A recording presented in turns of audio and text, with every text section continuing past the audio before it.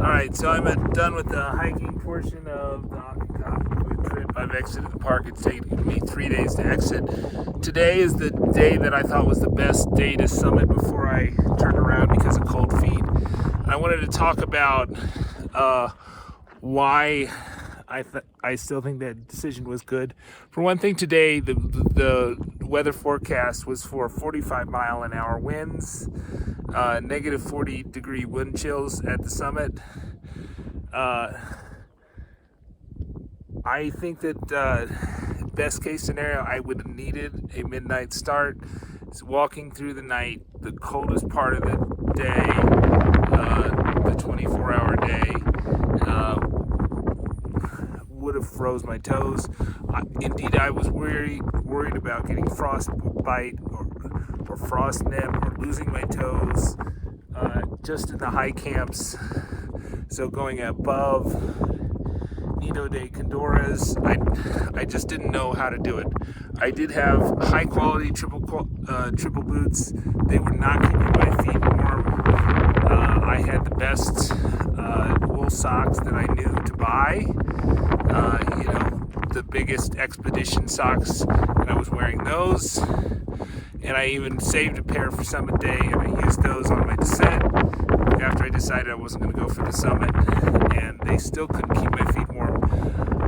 I did on the last day realize that the Hot Hands foot warmers, those did seem to keep my feet warm for the 8 hours or 7 hours that the package says that they'll keep your feet warm. I warmed them up. I didn't bring more of those because I had heard lots of horror stories about them not working, right? That they would not work at high altitude.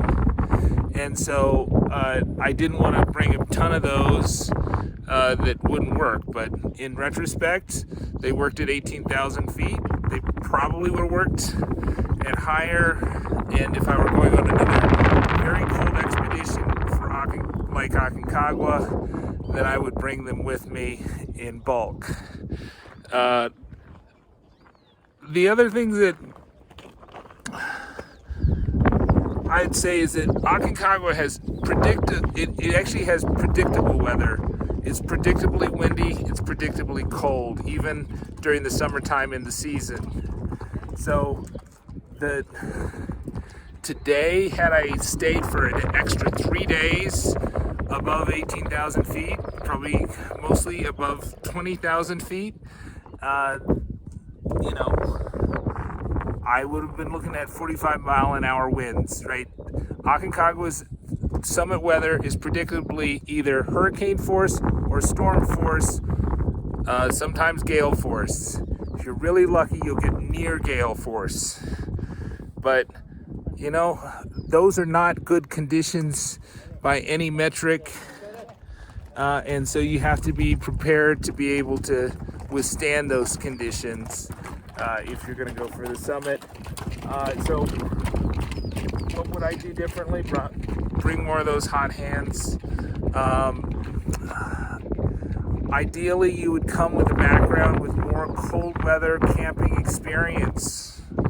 And using your double, triple boots in very, very cold situations. I had not had that opportunity, despite three 5,000 meter peaks this year.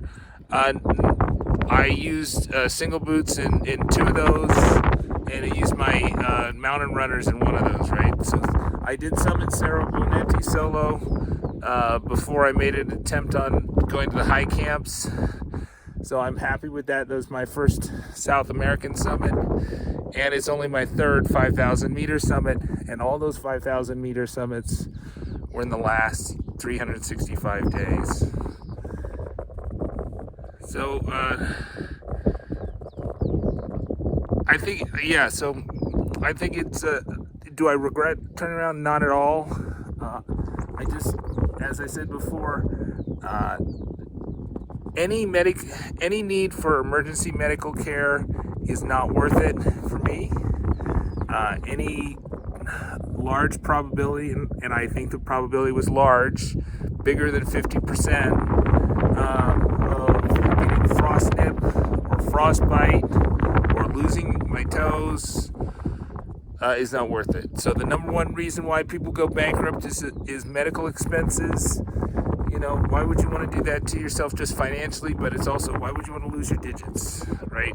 For something, trust me, I've summited a ton of mountains, and no one has ever admired me for it, right? Except myself. So it's totally not worth it to injure yourself in pursuit of a summit, especially one that is summited thousands of times per year. It's nothing new.